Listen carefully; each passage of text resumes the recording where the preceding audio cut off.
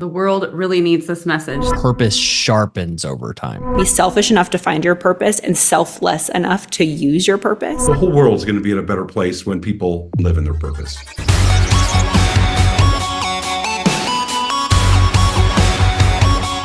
All right. Hey, friends, welcome to the Uncommon Freedom Show. Today, we are really excited to have new friends of mine, Gab and Brian Bosché. They are co-founders of The Purpose Company, a training and consulting firm based in Dallas, Texas. Gab and Brian specialize in helping individuals and organizations find and activate their purpose. Hey, guys, it's awesome to have you. Thanks for joining us. What's up? What's up, y'all? Y'all, there we go. Now we hear Dallas coming through. Some Texas stuff there. Dallas in the house. Throw it in a little bit, it helps us. All right, so tell us a little bit more about yourselves as well as your journey to founding The Purpose Company.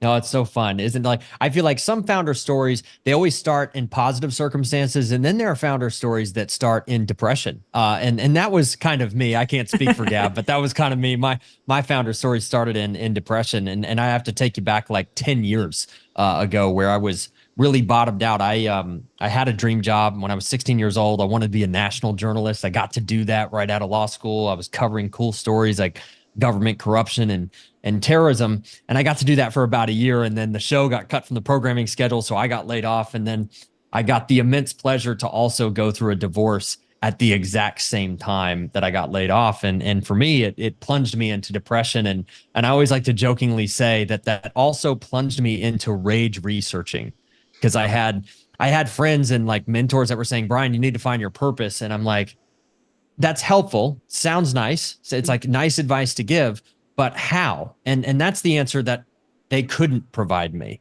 And that's where this journey of breaking down purpose into parts, and I know we'll get into that, began for me personally. Gab's story is, of course, a little bit different. Okay, Gab, let's hear your story. Oh, Brian just queuing me up for that one. Yeah, it's very similar. I mean, I think what really dovetailed both of our stories together is that we were both on this very similar track simultaneously, and we had no idea. We had no idea that both of us were in a season of trying to figure out, number one, what's next. I think, especially in this day and age where I think we get really addicted to what's next in our jobs, in our careers, in our relationships. Like we're always trying to strive for that next thing. And you kind of woke up one day and I was like, I don't know what's next. And worse than that, I don't have a framework to think about what's next for me. So that was really where this kind of identity shift happened for me in my early 20s. And I was kind of that typical, high achiever, addicted to success, because that was the only thing I could really control. And I kind of woke up and realized that paradigm that I thought was helping me make decisions was actually holding me back. And so my own purpose journey, interestingly, kind of dovetailed and actually kind of met Brian and I in a very similar season. We met on Facebook of all places, both really asking ourselves the same question: who am I and what am I supposed to do about it? Wow. How early into your relationship did you guys start having these conversations where you realized you were on the same journey together and kind of looking at almost the same thing? I think it was the first phone call. Yeah, right? Easily. Wow. Yeah, Yeah. for sure. Yeah.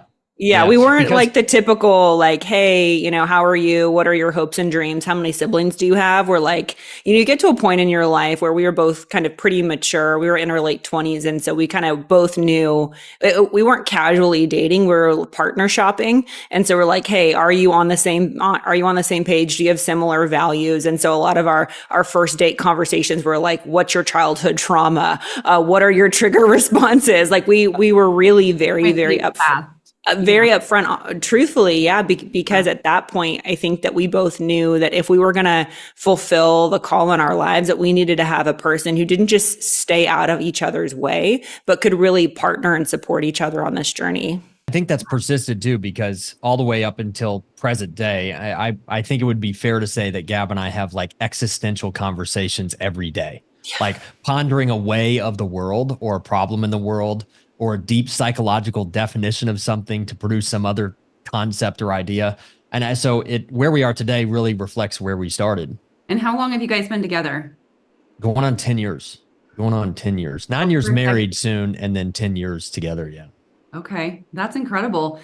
You've been called the next generation of motivational titans. What an incredible title. What does that mean to you guys? That one's a fun one. That's a humbling one because it's humbling because of who it came from. That came from the son of the late Zig Ziglar, Tom Ziglar, who endorsed our book, The Purpose Factor, and that's what he decided to craft into his endorsement.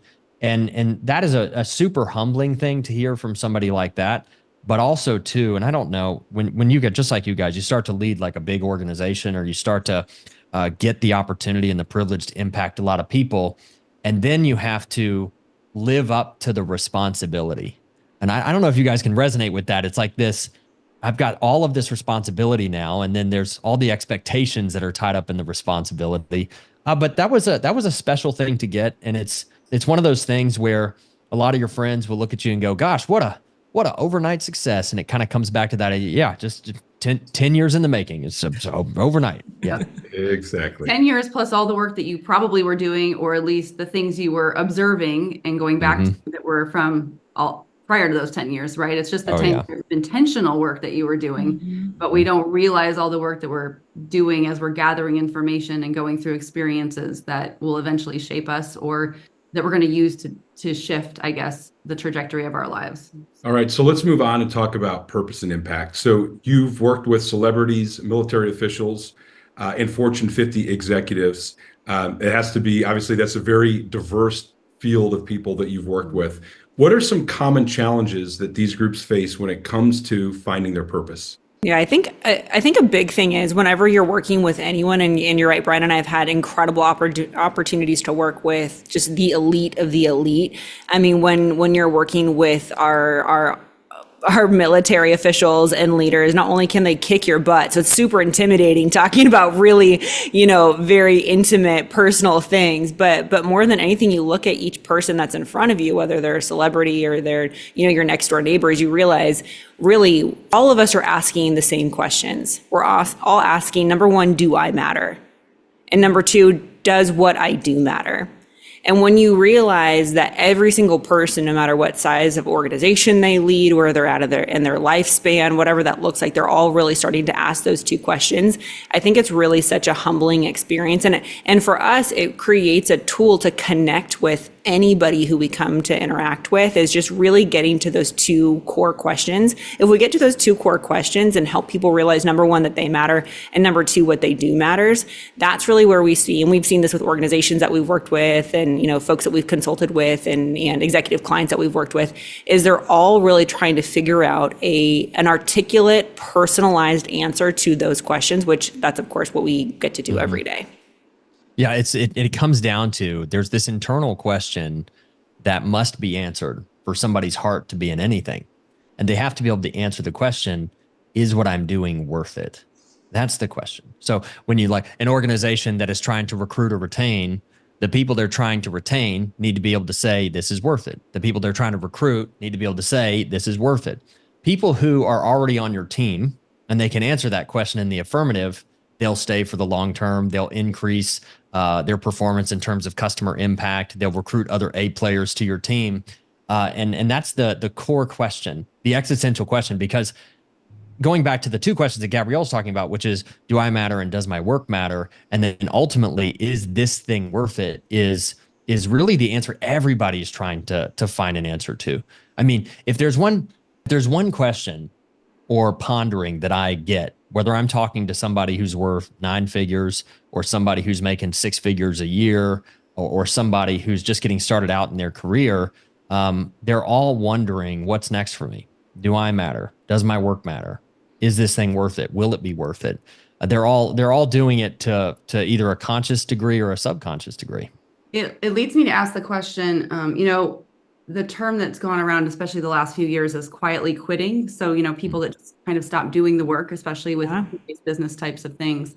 Do you feel like for the people that are doing that, a lot of times it's because they don't identify their purpose in the mission that you're on, or that they've never even asked themselves that question, so they don't even know that's why they're not doing the work?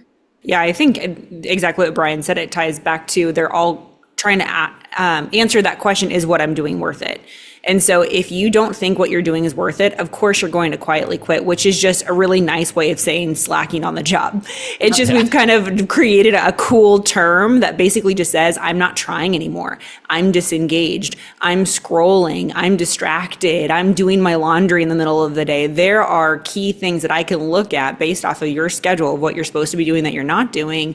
That means that you're not engaged. And so we, talk a lot of times about not having passion, not having that drive, feeling disengaged, being distracted, having imposter syndrome. There's lots of kind of keywords that you hear a lot of people talking about in this space, but they're all really saying the same thing. They're all saying, I don't think what I'm doing is worth it. I don't feel motivated to get up in the morning to actually push through the hard stuff to go to the gym. I don't feel like pushing through that hard conversation to be able to sell that next person. I don't want to have that awkward conversation with the person that I'm leading because I don't think it's going to be worth it. And so whether they're consciously or subconsciously doing it, they're asking and answering that question thousands of times every single day, everything from what they're putting in their mouths to what they're putting in their bodies to where they're spending their time. If you show me a silent video of the last 24 hours, I will be able to determine what have you determined is worth it or not. And I think it's just a kind way to provide a mirror to the people in our lives, our partners, the people that we lead, to say, what have you determined is worth it? Because that will actually determine how you spend your time and where you focus your energy. That's great. Yeah. All right, so let's shift to talking about your awesome book, The Purpose Factor. I am almost done with it, and I've really enjoyed it, and I highly recommend that all of our listeners go out, get their own copy, either Audible or paper or both, whatever they prefer. Wow. But it was really a great paradigm shift because I'm not used to people talking about purpose. I'm used to people talking about mission, and I'm used to people talking about passion. What is the key difference when you talk about those things versus what is the key difference of tapping into your purpose, and how will that change people's lives once they understand that and once they start to really embrace that? Yeah, all of personal development is about making better decisions, because making better decisions accelerates time. Making poor decisions or bad decisions waste time. And so when we start from that, then we have to get to this thing where we identify what's going to be our decision-making tool in life. And if I go back to my 10 years ago in that depressive state, it wasn't just that I needed to know my purpose and live a life of fulfillment. It was I needed a reliable decision-making tool. So there's an unappreciated second benefit of knowing your purpose. It's that it becomes your primary decision-making tool because it allows you to ask the question, is this relationship, is this opportunity aligned with my purpose? And when you look at some other things that people talk about, whether it's why or passion or motivation, passion's just a particularly interesting one because the first definition of passion, according to Oxford Dictionary, is a barely controllable emotion, which helps you examine exactly why it's a lousy decision-making tool. We can't make decisions in our life just based on barely controllable emotions. We need something that is both qualitative and also quantitative. And then you look at purpose from a 30,000-foot view or a definitional perspective, and the basic definition is reason for being. But it's better looked at through the lens of contribution. Purpose is the best of what we have to help others. It's the best of what we have to help others. But you also can't talk about purpose without talking about fulfillment. They exist in a loop-like relationship. I give the best of what I have to help other people. And fulfillment is the feedback loop. Fulfillment is the result of giving people the best of what I have. And fulfillment's actually what really people want. People, they say they want to find their purpose, but what they really desire is to live a life of fulfillment and all the benefits that come with that. And fulfillment is one of those things that's also misunderstood, because when I ask somebody, Gab and I love asking this question, which is, hey, what's the most fulfilled day you've ever had in your life or work? And you'd think most people would have an answer, but most people don't have an immediate answer. Or they'll say something like, when my first child was born, or some kind of life milestone that a lot of people can experience, but they can't cite something specific related to their contribution. And it's one of two reasons. One, they don't know their purpose, so they don't know what to consistently give that's their best, or they don't know how to receive fulfillment. And that is something that I think is really important to break down. Fulfillment comes to us in three primary ways. The first one is gratitude, where we give our best. Maybe we mentor somebody and their life transforms and they come to us and they say, hey, thank you so much. You radically changed my life. My income went up by this much, and I got married, and my life circumstances changed. Every top person that I've interviewed or talked to, when I ask them their most fulfilled day and they do have something like that, it's never related to money. It's always, I led an office team through losing losing a colleague to suicide, or I mentored this person and they just became a radical rock star, and it was so cool to watch that. So that's the first way, gratitude. The second way is giving, or the opportunity to observe what happens when you give and transform somebody's life. And then the final way is growth, that you're personally growing qualitatively, but also quantitatively. So it's gratitude, giving, and growth that are the primary feedback loops on your fulfillment. And that's what we're really after. Is if you're going to talk about purpose, you have to talk about fulfillment, because I think all of us in this conversation can relate that if we only give and get no feedback loop at all, that is a really great equation for burnout. It's a really great equation for burnout. It's like what you're saying is so simple, but I don't think I've ever heard anyone break it down like that. It's like, maybe intuitively when you feel fulfilled, but to be able to actually define it in 3 different categories is so unique. And yet when you said it, I was like, well, sounds like it makes sense to me. So it's interesting that you are taking something that seems like it would be simple, but I'm imagining most people don't go through the thought process to actually think about it that way. When we work with, or when, like, I love Dave Ramsey, Entree Leadership brand, and they're always talking about, okay, what's your company's mission statement?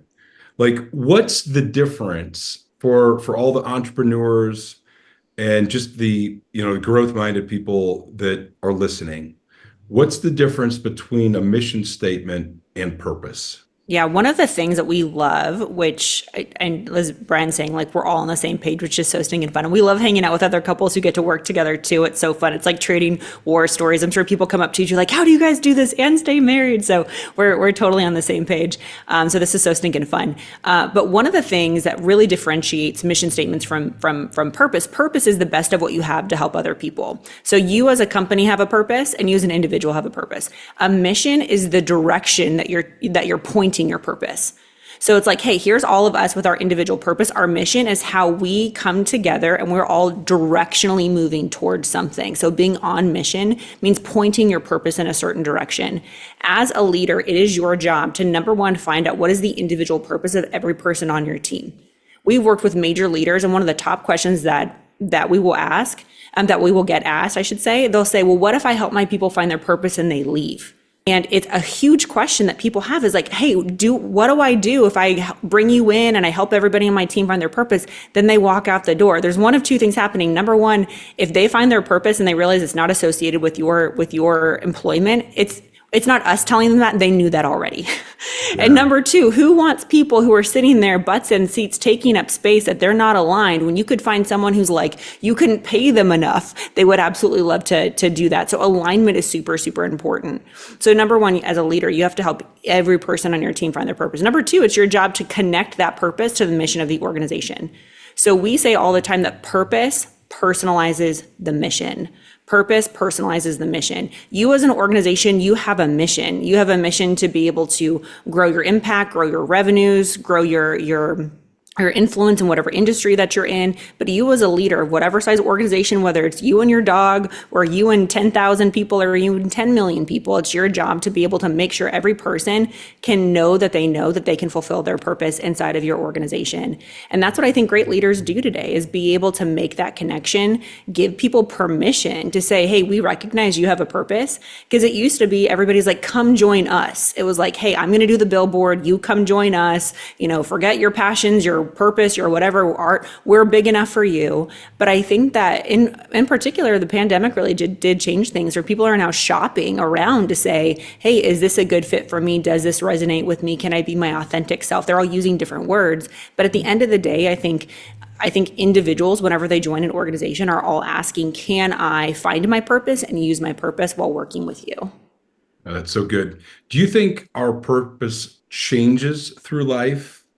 Or do we end up burnt out and dissatisfied in careers that we thought we were going to love, because it really didn't check the box for purpose? So, like, just me as an example, I was a police officer. It was the job that I dreamed of as a little kid.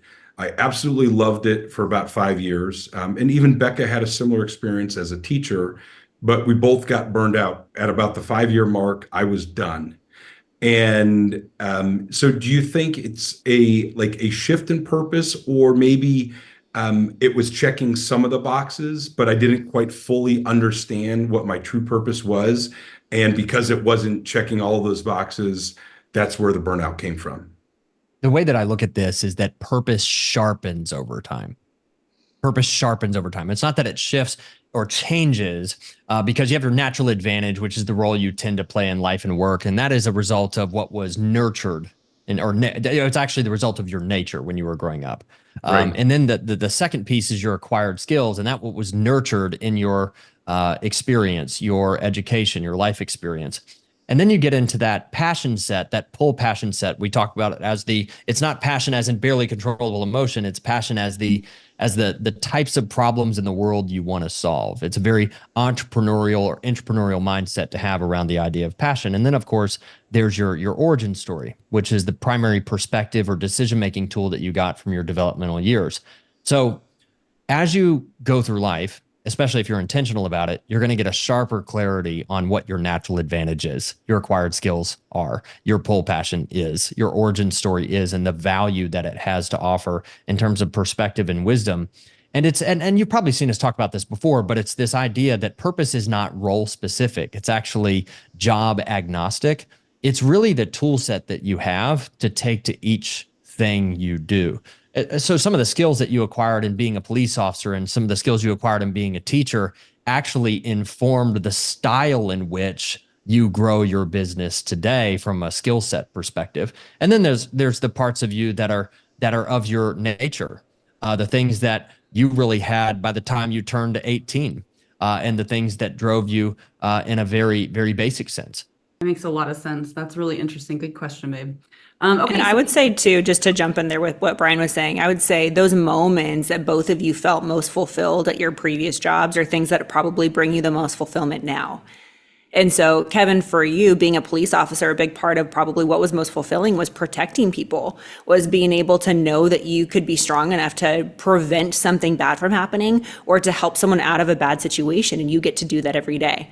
Bekah, for you, I'm sure a big part of what you loved about being a teacher was seeing people's eyes light up, being able to say, oh, I had no idea, making connections that didn't already exist. So that's the fun part about being able to see how your purpose progresses over time, is because those key moments, and just as you were talking about before, Beck, it's like, of course we should be able to find fulfillment on demand. That's what Brian and I are on a mission to do, is to help 1 billion people be able to find purpose so that they can experience fulfillment on demand. Being able to just pull apart those moments to say, oh my gosh, this is what fulfills me. So that way you can experience it on demand in any situation, in any experience. Because I think that's where a lot of people get frustrated, depressed, feel bitter with the situation or relationships that they're in, as they haven't been able to be their own engine of fulfillment. They're looking around to society and bosses and economies and all these other things to find fulfillment, if they only knew that they had all the ingredients inside of them all along. I can't imagine the shift that would happen in relationships if every person understood what you guys are explaining, right? Think about marriage relationships, parenting, business relationships, and if each of us was figuring out the fulfillment piece individually, and not having someone else that we had to rely on to provide that, it seems like it would be such a more rich and fulfilling relationship in general, not just an individual experience. So, and when you talk about the oh, well, if they find their purpose and they leave, that's a poverty mindset. Yeah. Imagine if everyone, or even if I don't know what percentage of people walking around, I imagine it's very low, truly know their purpose. But if we got that to 75 or 90%, okay, yeah, we might lose some people from our organizations, but what do we gain as a society if everyone or almost everyone we come in contact with is living in their purpose, right? I mean, we've all had the server whose clearly purpose was not serving food at a restaurant, right? I was taking a shuttle, the rental car shuttle, on Monday coming home from a trip, and the lady, there was a guy that picked us up, super helpful, friendly, gave him a few bucks. The lady was just like the lady sitting, the lady driving the bus on the trip back to the airport was just downright scary. And the lady sitting across from me, like she just looked petrified. She's like, I am scared to death of her.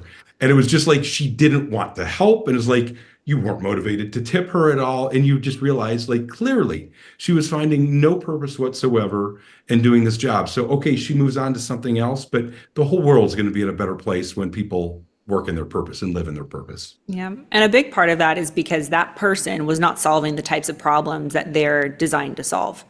So a big part of fulfillment is solving problems. And so a lot of times we think, whether it's from the parenting perspective, employment, leadership perspective, is we want to make things easy for people. We want to eliminate the hard. We want to protect from the failure. But the truth is, the most fulfilled day that either of you have had in your lives, the same with me and Brian, are the days that were really hard. The days that we were like, I don't know if we're gonna make it. I don't know, like we gotta put our heads together and figure this thing out. And then at the end of the day, you're like, oh my gosh, I can't believe we did it.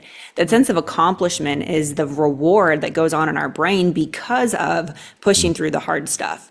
And so when people are in situations where that's where a lot of people get bored, that's where a lot of people start to have FOMOs because they're just not excited about the problems that they're solving. Why is it in the first 6 months of employment, you have the most amount of satisfaction? It's because you're having to solve a problem every day. You're like, I don't know how this thing works. I don't know who to talk to. I don't know where to go out to lunch. I don't know how to get my payroll, whatever it is. You're constantly solving problems. And so if you as a leader and you as a parent, as you as a friend can introduce problems that are aligned with someone's purpose, you're obviously going to experience more fulfillment for them, but you're going to experience more fulfillment for yourself. So good. The world really needs this message. Uncommon freedom is a game changer, not only for the focused leader, but also for the rudderless sojourner seeking direction. When Kevin talks, I listen. I lean in and always leave a better man.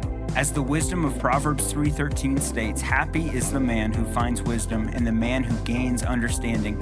I want to warn you in advance to prepare your spirit for a heart and mind shift as you read this book. I have learned that conviction comes when the heart is open to change. As I read this book, I was moved on several occasions to evaluate my personal life and make course corrections. And this isn't just a book, it's a manual for creating godly leaders who we desperately need today, and especially as our children walk the earth in whatever it looks like 10, 20, 30 years from now. Who knows that we need leaders who embody these things, because not only do we need people who are healthy and wealthy and have the right heart, but we need people who know where the Spirit of the Lord is, there is freedom.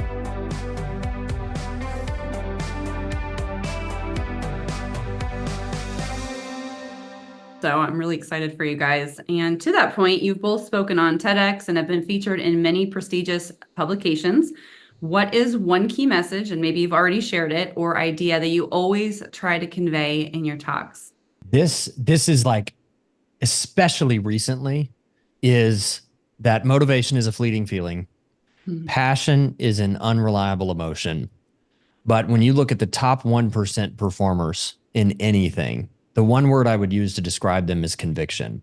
Conviction. They're the type of individual that would crawl over broken glass to serve people in need if that's what they're supposed to do. They're the type of person that would crawl over broken glass to achieve their goals. They're willing to do what it takes. And then how do you break down conviction? Conviction is fascinating to me because when I look at somebody like an Elon Musk, I would say he's unreasonable in the face of the reasonable. When I look at somebody like Elon Musk, I would say he's certain in the face of uncertainty. And so the way that we craft the understanding of conviction is it's the unreasonable certainty that what I'm doing is right and what I'm doing is worth it. If we can convey anything, if you can create conviction, you can achieve anything. Because if you look at the path to entrepreneurship, you guys know this full well, that there's actually 3 phases. There's the phase where you're unseen. There's the phase when you're seen. And then after you've been seen for a while and you've gotten really good, then there's the phase where you are sought after. But in the beginning, you've got to have enough conviction to go from not being seen at all, having no clients, to when you get the first client and help the first client. And it's kind of this analogy too, where if you think about the water cycle, if we were all in a collective drought, rain would be sought after. The clouds that produce the rain are seen, and the evaporation process is unseen.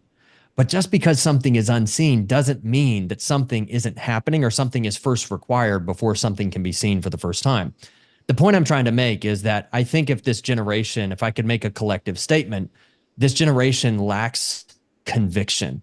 And the source of conviction, if people want to know, why can't I get this thing over the line? Why can't I sell the first client? Why can't I recruit the first person? Why can't I do it?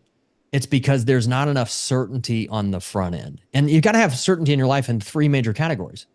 The first one is I've got to have certainty, unreasonable certainty in who I am. I got to know my purpose. Then I've got to have unreasonable certainty as to my target. What am I shooting after? What's that mission? As Gab was saying, what's that mission I'm pointing my purpose at? What's the target? And then you don't need to know all the steps, because that's impossible to perfectly know all the steps to be successful right now at the very beginning. But you've got to have that unreasonable certainty about the first 1 to 3 steps to create momentum, because the moments create momentum and momentum creates movements. So if there's like one thing, and this might be personal to me, Gabrielle might have a different answer, but the one thing I like to communicate is you've got to have conviction. And then the second thing I like to communicate is how to create it. Great. Gab, do you have anything to add to that? Like, great job, Brian. Isn't it so fun when you get to work with your partner? Like, you're so hot when you're being smart. I love you. Great job, honey. No, I totally agree. I think the perspective that I always, and Brian and I get to speak together a lot. Like, we write our books together. We've got TED Talk together. Like, we do a lot of things together. We do things separately, but we do a lot of things together. But I think what I really love to see people understand is that they have permission to pursue their purpose. I think oftentimes we think that there's this perfect time that purpose should become available. It's when the kids leave the house. It's when things slow down. It's during spring break. We try to create this perfect microcosm of when we think we finally have permission to pursue our purpose, until sometimes those decisions are made for us. And so we really want to empower people to, first of all, be able to understand that they are worth it, that they're worth taking the time to discover their purpose. That it is not selfish to find your purpose. We tell people all the time, be selfish enough to find your purpose and selfless enough to use your purpose. Mm-hmm. And if you don't find your purpose, then you're going to wake up days or decades later and realize that there was something you were supposed to do on the planet and you didn't do it. So that's just a big part for us, is we want to just introduce permission and urgency into the conversation around purpose, because we're not guaranteed tomorrow. And we want to just provide people a platform to be able to say, you know what, I think now is the time. I don't need to wait till next year. I don't need to wait till next month. I don't need to wait till my next, retreat or conference or event. I need to start really asking myself some of these very simple but profound questions, so that way I can have directional clarity and more confidence in where I'm going. Can you give an example? Do you help people, as part of your process, helping people actually create like a purpose statement similar to a mission statement?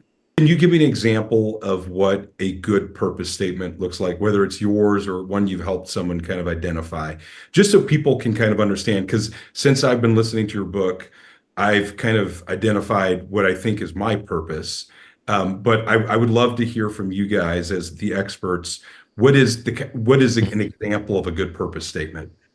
So when you go into our book, we've got the 4 elements: natural advantage, acquired skills, pull, passion, origin story. And a great purpose factor statement is one that articulates both your natural advantage and your pull, passion, because your purpose statement speaks to your nature.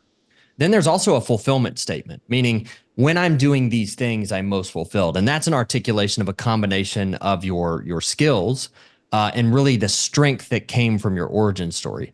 But a great example, I was just working with an amazing executive who just exited from a company, and his purpose factor statement was this: my purpose factor is to inspire excitement around a cause, to create shared experiences.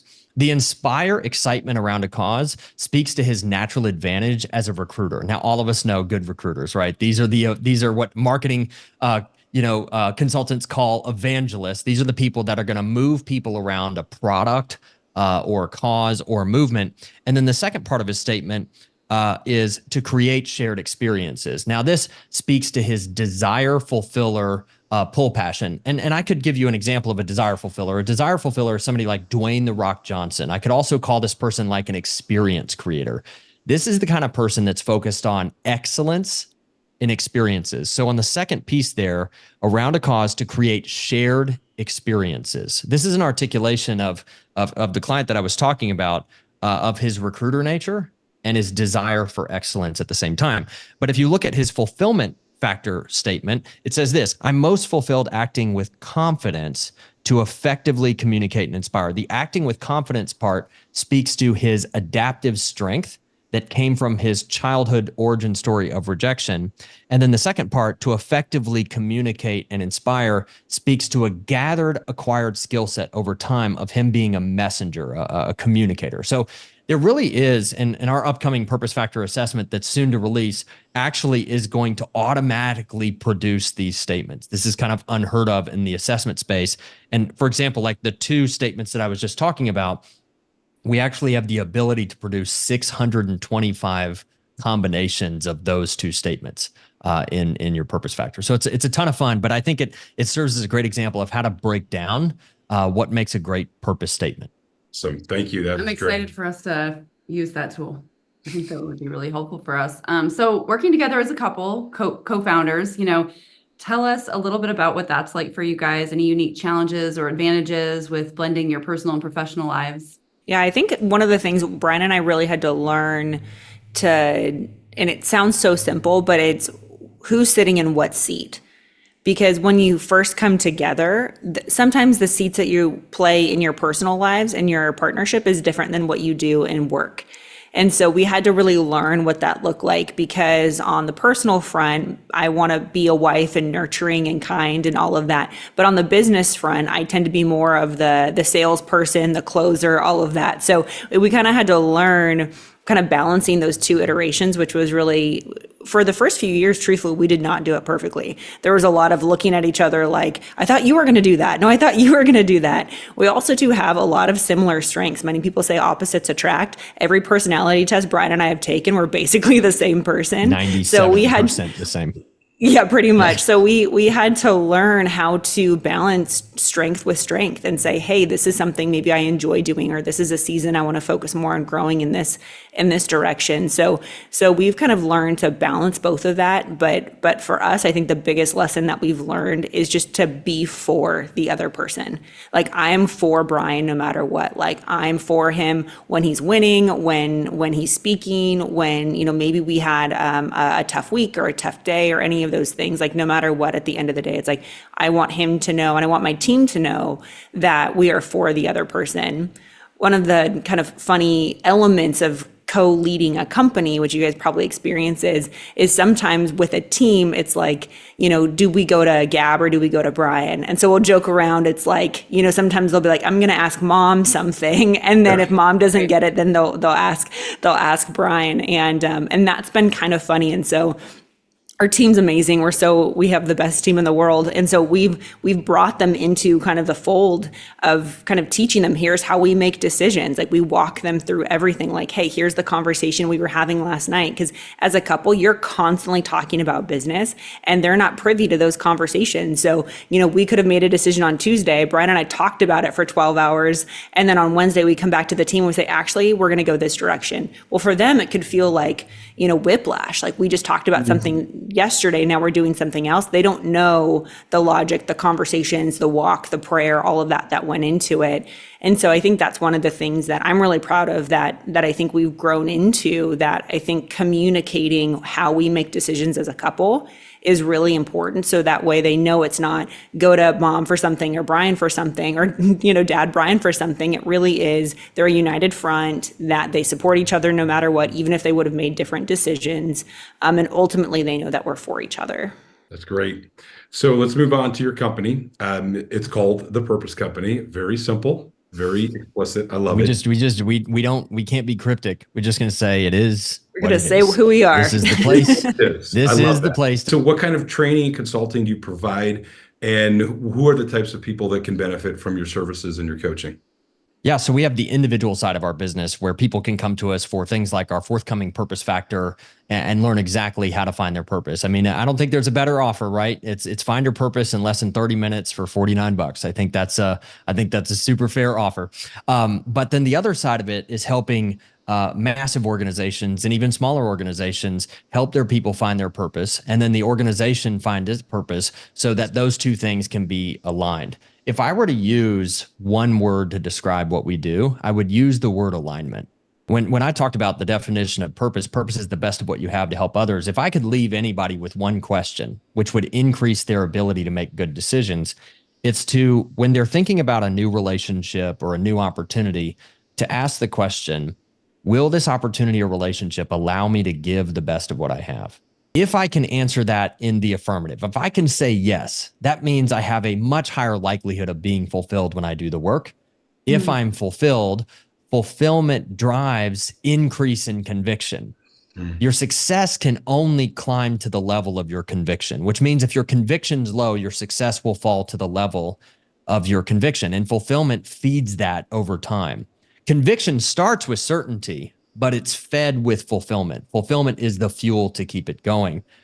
So that's really special for me to be able to equip people with a decision-making tool, because that's what we're really trying to figure out. When people ask what's next for me, it's a function of what's the right decision here. That's great. Can you imagine leading an organization where everyone had that figured out? That sounds amazing. I can imagine it. Yeah. I don't feel like we're there yet. No, but what a gift Got that some would work be. to do. Yeah. That's awesome. What is one thing you wish people understood about finding their purpose? Maybe That what's they a need to, common yeah. misunderstanding or misconception Yeah. that people have that you'd like to set straight? First of all, they need to. And I think it would be fair to say that we're an unearned dopamine addicted generation suffering from hyper comparison. That's where we're at. We were talking about this, right? Earlier, we were talking about servers and people that get to help us every day, and we get to help them. Guys, we were in the line at Starbucks at the airport. The line, Gab, you remember this? We were standing together. The line was 40 people deep. All right. Now, this is one of those lines where I look at Gab and go, I don't think I need coffee. Right. And Gab's like, nah, we can wait. We got time. I'm like, okay. So we waited. I'm the kind of person, I come to the airport like 45 minutes before the plane is going to take off, and I have bags. And Brian is like, this is high stress situation. Why are you doing this? And I'm like, nothing bad's going to happen. It's totally 2 hours. fine. That's me. I want a So you were peaceful optimistic that airport this line was experience. not going to take very long.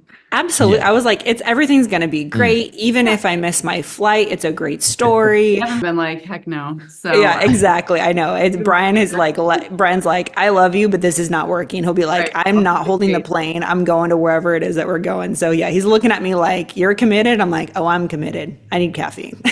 Yeah. So we zigzag through the cattle guards or whatever those things are. And we get up there to the front of the line. No joke, y'all. No joke. The person running the register with a line 40 people deep is one hand typing in orders and the other hand scrolling TikTok on her phone. Just little 15-second hits of dopamine, little 15-second hits of hyper comparison. And this is why it's so important to know your purpose.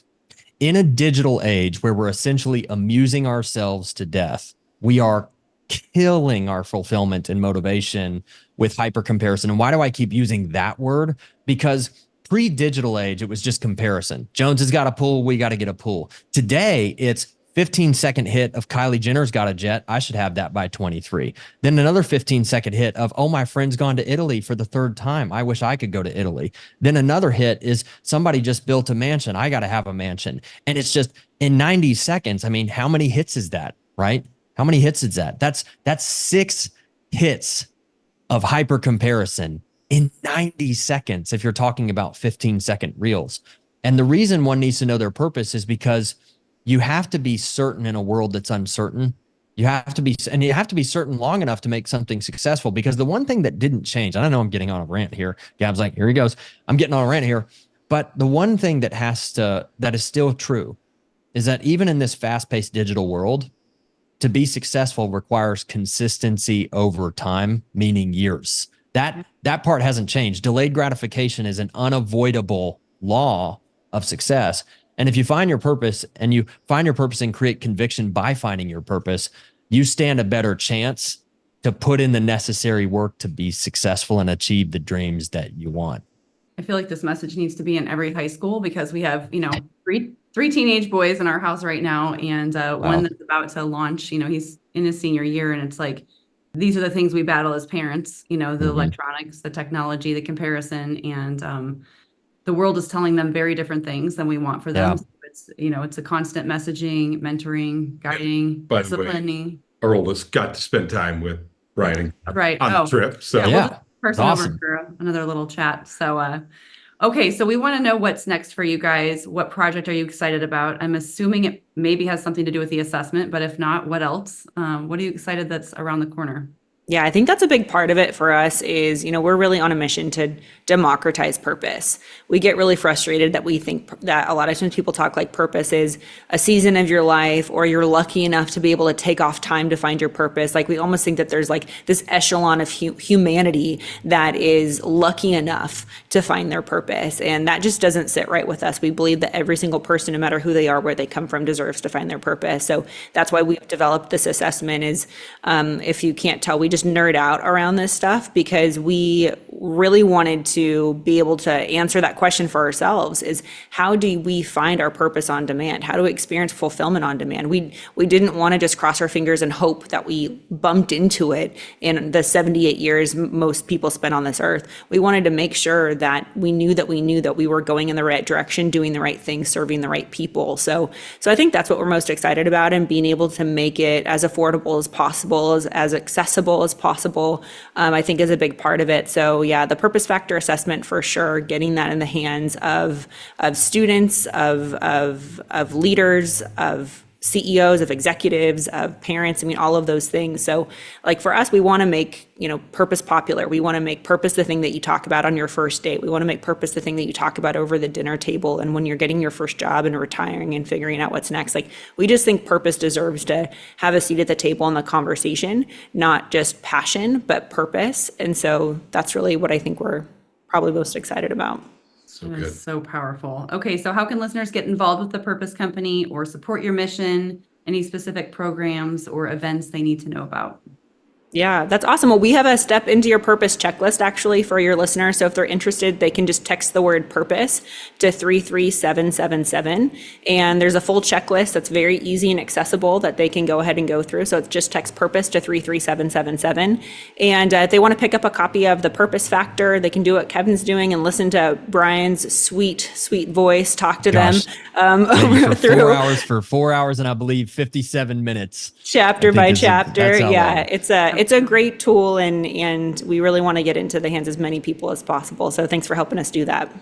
Awesome. And social media, Brian, I know you're all over it. You love TikTok and you spend hours a day on TikTok. So I've been scrolling the entire time we've been chatting. I've been getting 15-second hits of dopamine from TikTok. The dopamine casino, as I call it. That's what it is.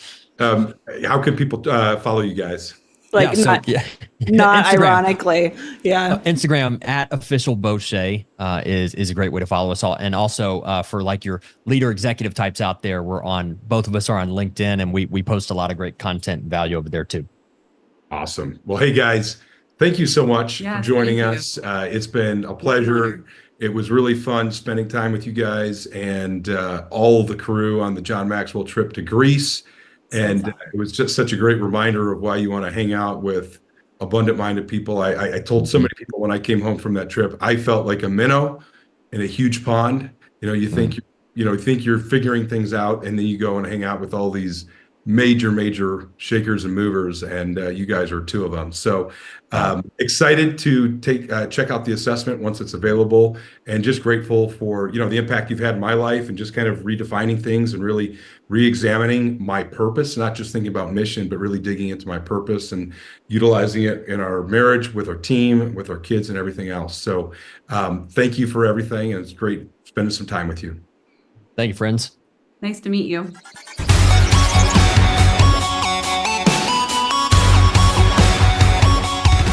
All right, friends, please subscribe to the podcast for more insights on blending entrepreneurship and the entrepreneurial mindset with intentional living. You can follow us on social media. We are on Instagram primarily and Facebook. and you're going to find daily tips and inspiration from us there. You'll also find us on YouTube, lots of shorts, as well as our video podcast. And then please, if you enjoy this podcast, please leave us a 5-star review and share us. And remember to subscribe on YouTube, as well as whatever podcast platform you're listening to us on.